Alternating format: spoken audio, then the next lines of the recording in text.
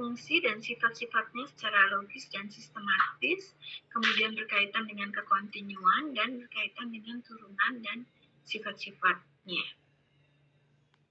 Dan ini dibeberkan di dalam CPMK.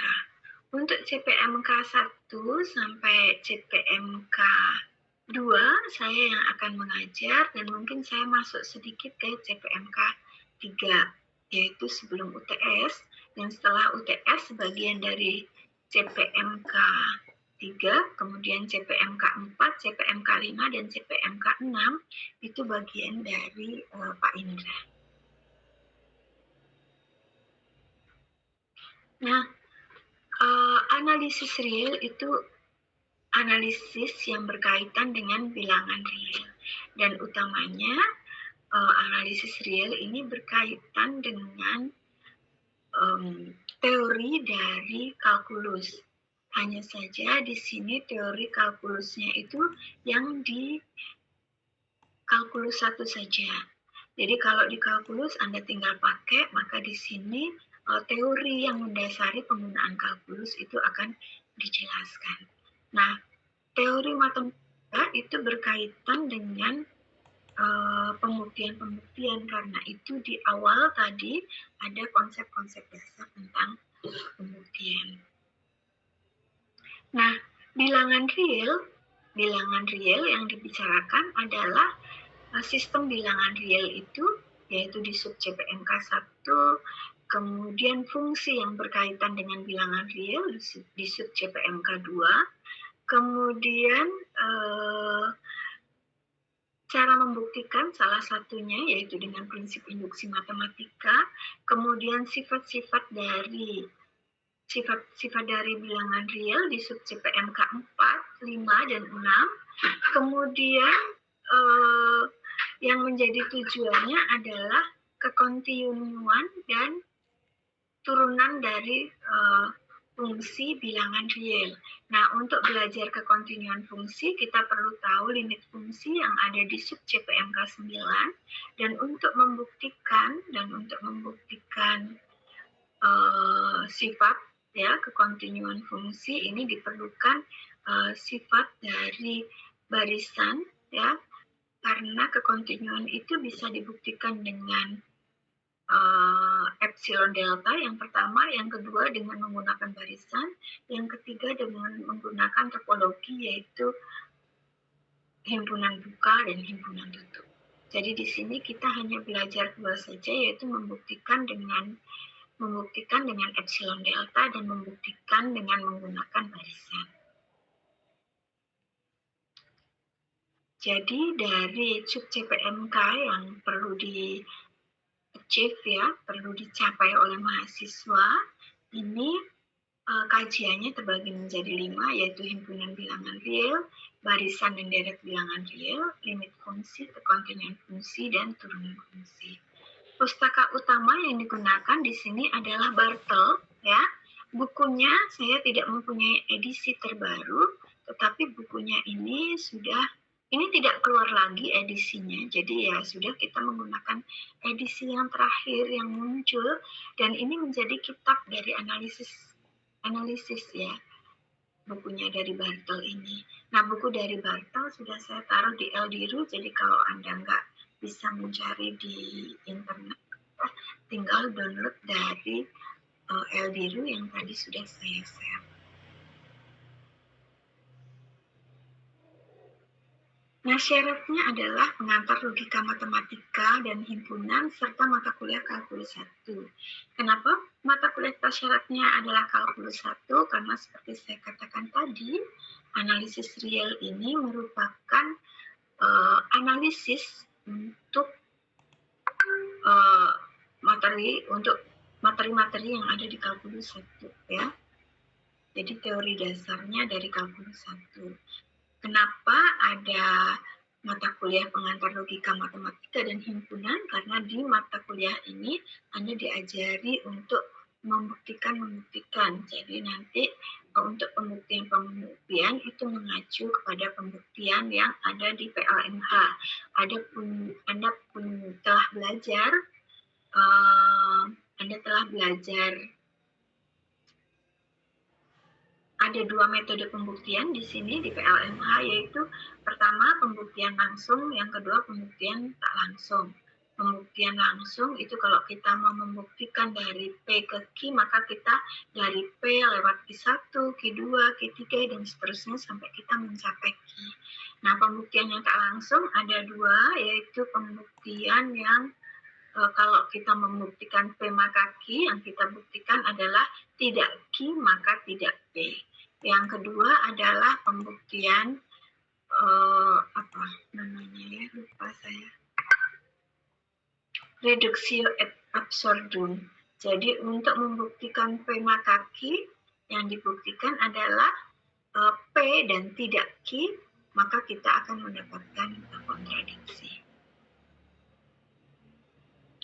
Nah, mata kuliah ini akan dibagi menjadi beberapa minggu. Minggu yang pertama yaitu kontrak perkuliahan. Saya tidak membuktikan sifat-sifat dulu di sini karena akan terputus nanti. Jadi sekalian saya masukkan ke pertemuan kedua ya. Jadi ini minggu pertama. Minggu pertama itu ada kontrak pembelajaran dan sifat-sifat himpunan. Kemudian di minggu kedua itu ada peta dan prapeta dari fungsi. Minggu ketiga ada induksi matematika dan ditambah sifat aljabar bilangan real. Minggu keempat ada sifat urutan. Minggu kelima ada sifat kelengkapan. Minggu keenam kekonvergenan dari limit barisan.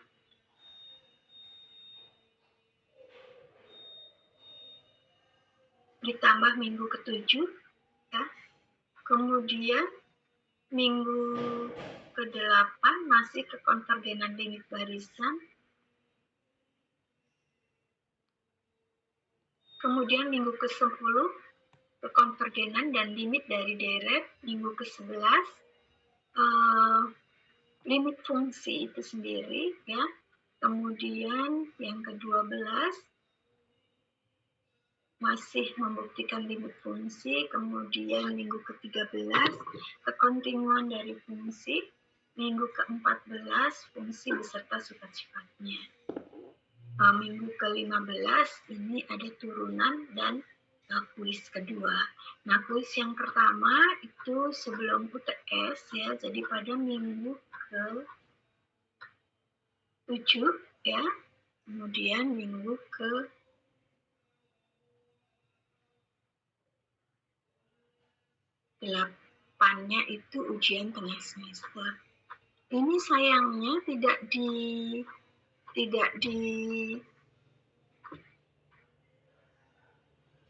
diberikan bobot secara ini ya. Nanti mungkin saya akan tambahkan 2,5 bobot 2,5 itu apa saja, ininya berapa, apa namanya,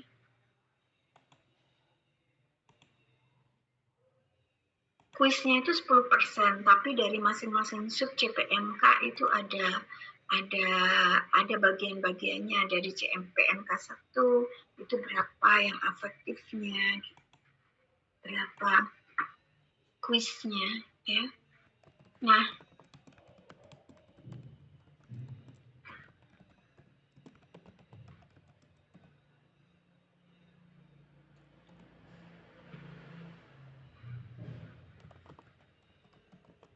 bentuk pembelajarannya itu ada kuliah dan ada tutorial. Jadi nanti ada tutorial. Saya mohon maaf ini tutornya saya lupa untuk menjawab permintaan tutornya. Jadi mungkin nanti akan saya tindak lanjuti.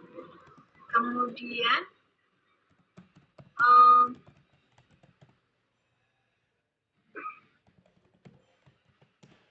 bentuk penilaiannya ya. Maaf, saya sini saja ya. Penilaiannya itu meliputi aktivitas partisipatif, kemudian tugas, kuis. Kalau sebelum UTS itu ya ada UTS, kalau setelah UTS nanti berarti bentuknya adalah UAS. Yang perlu diingat di sini adalah pengertian dari satu SKS. Satu SKS itu 170 menit dengan 50 menit tatap muka di kelas, kemudian 60 menit itu penugasan terstruktur, dan 60 menit itu belajar mandiri. Nah, kalau tidak ada penugasan, artinya Anda ya harus belajar mandiri selama 120 menit. Itu minimum ya.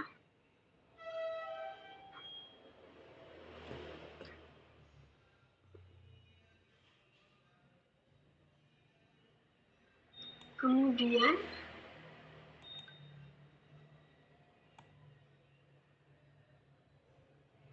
nilainya itu kita mengikuti nilai dari pedoman universitas, yaitu kapan mahasiswa bisa mendapatkan nilai A, kapan bisa mendapatkan nilai AB, kapan bisa mendapatkan B, B, C, C, C, D, D, dan E ya. Kalau mahasiswa itu nggak kebangetan sekali, biasanya yang nggak sampai E, karena dari tugas saja sudah 20%, kemudian ada afektif 10%, jadi nilai itu sudah 30 itu. Kalau Anda baik-baik saja, itu sudah bisa tercapai. Nah, bentuk ujiannya nanti biasanya esai, tidak akan ada pilihan berganda. Kenapa esai? Karena kan nanti di situ Anda pada saat mengerjakan itu tidak hanya dilihat, kalau dari analisis itu tidak hanya dilihat awal dan akhir saja. Kalau kalkulus masih bisa dilihat di akhir, baru diruntut ke atas gitu. Kalau di analisis perlangkahnya harus tepat gitu ya. Jadi kalau mau pergi dari Karangwangkal ke Kebon Dalam memang bisa lewat GOR atau bisa lewat yang depannya Unsur itu terus ke bawah Menyamin begitu ya. Tetapi nggak mungkin mau ke mana tadi, ke Kebon Dalam. Tetapi ya bisa saja sih melewati Gita Supermall, tapi itu sudah ngalang dan mungkin nggak tercapai gitu ya kemana-mana. Gitu. Oleh sebab itu pembuktian itu harus logis dan sistematis. Nah, kemudian ini rencana penilaian berdasarkan CPMK-nya. Jadi masing-masing CPMK itu ada bobot-bobotnya seperti ini. Jadi dengan ada pembobotan ini, maka nanti setiap mahasiswa itu dinilai untuk CPMK 1, mahasiswa sudah lolos atau tidak. Saya kira sementara ini yang bisa saya sampaikan.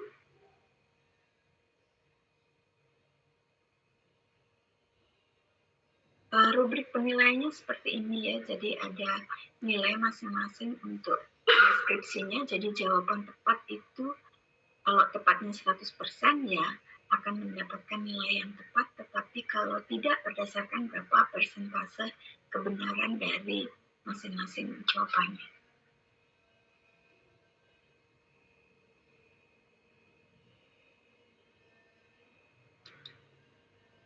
Sebelum saya tutup ininya, penilaiannya, apakah ada ini? Ada pertanyaan dulu?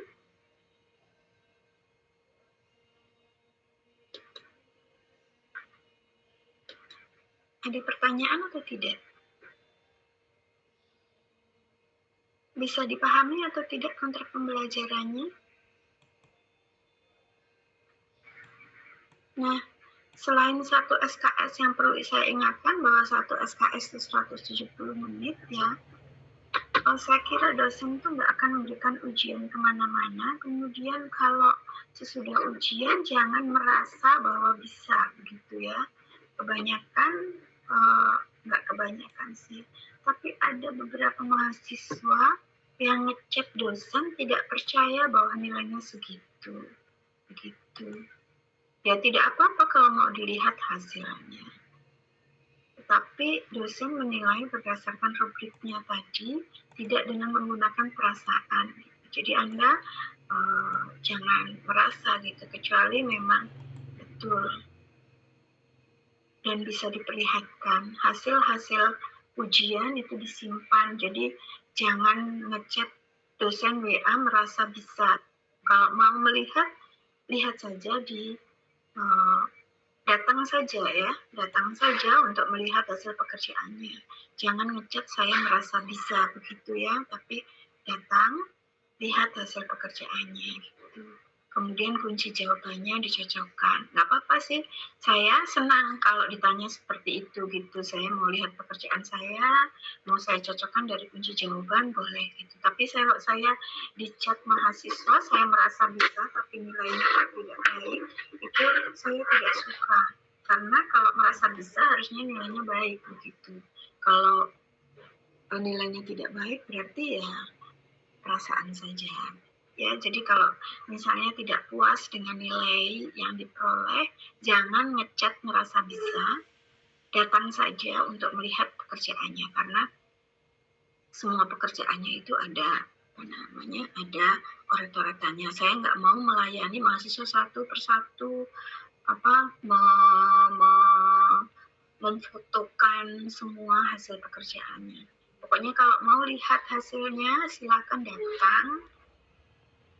datang untuk memeriksa hasil pekerjaannya. Itu ya, jangan nambah-nambahi saya pekerjaan untuk motret-motretkan hasil pekerjaannya ke mahasiswa. Itu ya. Bisa dipahami tidak? Bisa, Bu. Ya, oke. Sekarang mungkin Anda harus mengisi daftar hadir yang ini ya, jangan lupa daftar hadir Elgirunya diisi ya. Sudah saya kasih slot dari jam 6.45 sampai jam 9, jadi jangan sampai terlewat. Ini saya mau yang Teraversa ya. Tunggu sebentar.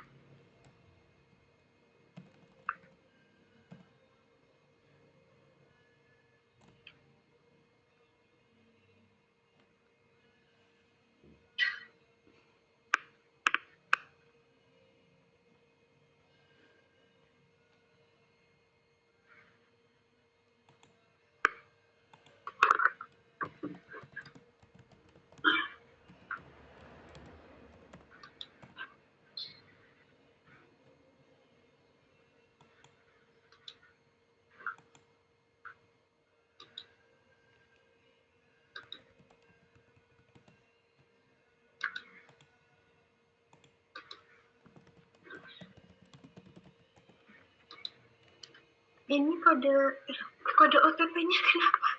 Ganti ini kode OTP-nya ya.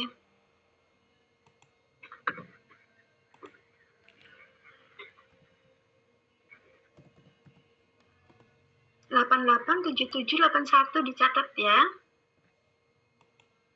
Maaf, ini salah, yang tadi saya kirim di kelas salah, sudah berganti. Sudah dicatat? Saya matikan ya.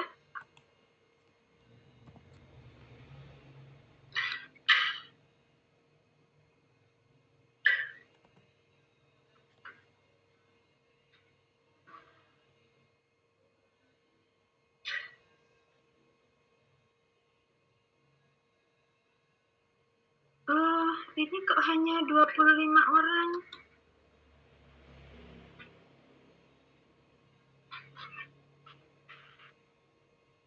Yang belum mengisi, apakah hadir? Elvian Wijaya. Elvian Wijaya, ya. Naufal Amiruddin. Hadir, Bu. Desi Fitria.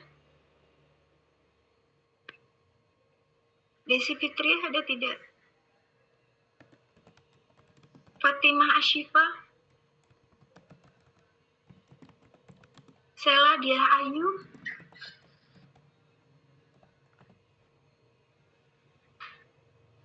Rahayu Nur Rahmawati. Hadir, Bu.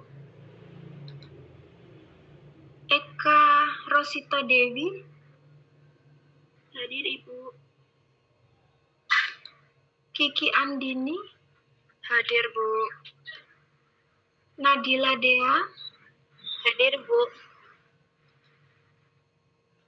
Erni Supriyati. Hadir, Bu. Melina Karisa. Hadir, Ibu. Nurlena Aziza. Hadir, Ibu. Laila. Hadir, Bu. Sawadini Ulaya. Hadir, Bu. Oktaviani Maslian. Hadir, Bu. Ini kok agak menyulitkan juga ternyata ya. Maaf ya. Rifki Aditya. Hadir, Bu. Rima Anggraini. Hadir atau tidak? Faisal Ahmad. Ya, hadir, Bu. Nabila Faisa Ayu. Hadir, Ibu. Oke, saya simpan presensi manual ya. Bisa dicek nggak? Oh, kok tidak bisa ini? Oh, memang nggak ada ya. Tadi Rima memang nggak ada ya. Ya. Jadi begitu ya. Soalnya kalau QR code saya... Ya, hadir, Prof. Siapa? Desi? Rima Anggraini. Oh, oke. Tadi saya panggil nggak menjawab. Yang tidak ada, ini ada Desi, ada Fatimah, ada Sela. Nggak hadir emang. Rima ada. Saya simpan lagi. Sudah ya, yang nggak ada Desi, Fatimah, Sela. Ya, saya kira itu.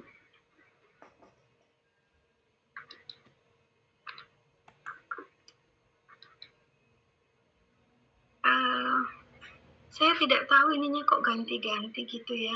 Harusnya saya mungkin langsung di itunya ya. Maaf, ini baru pertama, jadi saya nggak tahu kenapa ganti-ganti. Saya pikir ada kesempatan untuk beberapa kali, tapi ternyata beda gitu ya. OTP-nya menjadi beda setelah beberapa detik. Saya tidak tahu, saya tanyakan nanti yang QR code apakah lebih ini atau daripada saya manual satu-satu begitu. Karena kalau terjadwal itu tidak bisa diinikan.